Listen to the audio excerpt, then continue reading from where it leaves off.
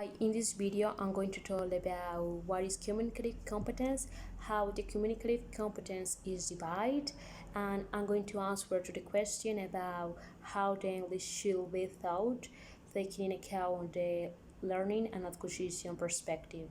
So first, I want to tell you what is communicative competence. So communicative competence is used to refer both a tacit knowledge of the language and the ability how to use it in an effective way.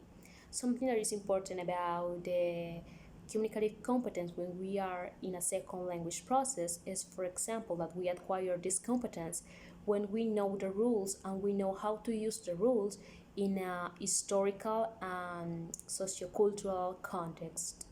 So now I want to talk about the how is the communicative competence divided in some competences. So first I'm going to talk about linguistics, second about sociolinguistic, third about pragmatic. First I'm going to start with linguistic.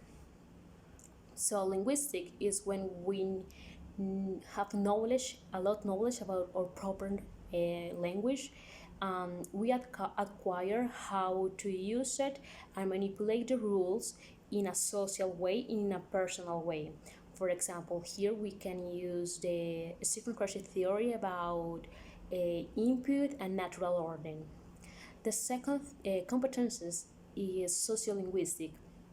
So sociolinguistic is refers when a person have the ability to produce and understand a linguistic expression that are different in some contexts. For example, here in Colombia, the majority people speak Spanish. So, but the Spanish that we talk is different depend of the region that the person live. For example, in the coast, for to say I need to go faster to a place, they say puya al burro, but here in Medellin probably is different. So the third is pragmatic competence that I want to define pragmatic competence. How's the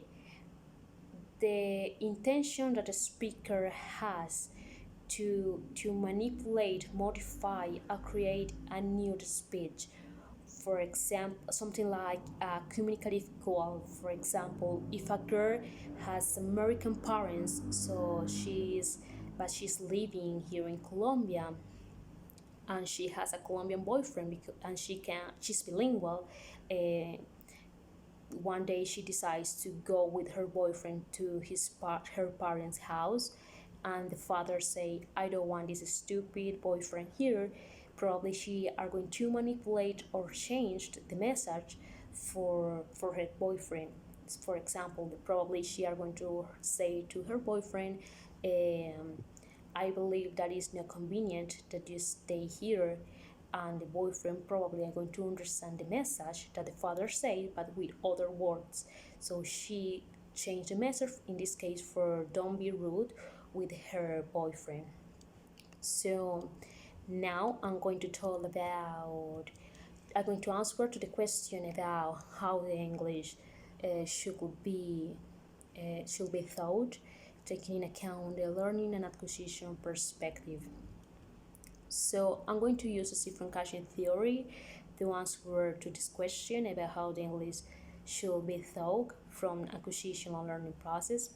So I believe that it's important to know and that a learning process is a conscious process, and acquisition system is subconscious. So as the former, a big mistake that we don't understand when we are teaching English is that we need to know that we have some specific knowledge that are generated for meaningful aspects, for the context aspects that are input knowledge, and this input knowledge are going to generate an output. I want to say something that is more for me. I believe that the input is like acquisition system, and output is a learning system. Because first we need to know the the input. We need to start with something that are going to be important for us, or probably are going to have a emotional or affected impact in our speech or in our thinking. And later we are going to stay more focused in a formal induction of the language. So, for example, we need to know about telegraphic sentence when we are talking about English, because how the baby start to acquire the language is about telegraphic sentence. That is when we use some words to create a complete sentence. For example, the babies say "mama tete."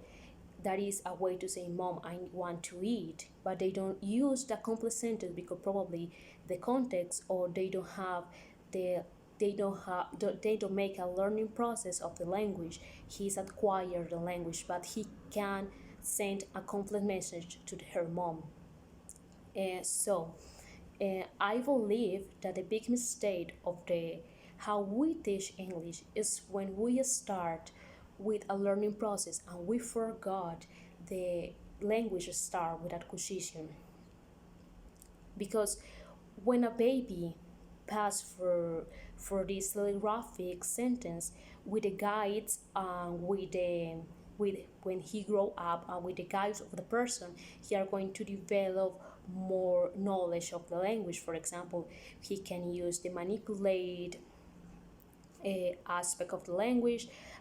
He can understand the rules of the language, but is when he make a acquisition process.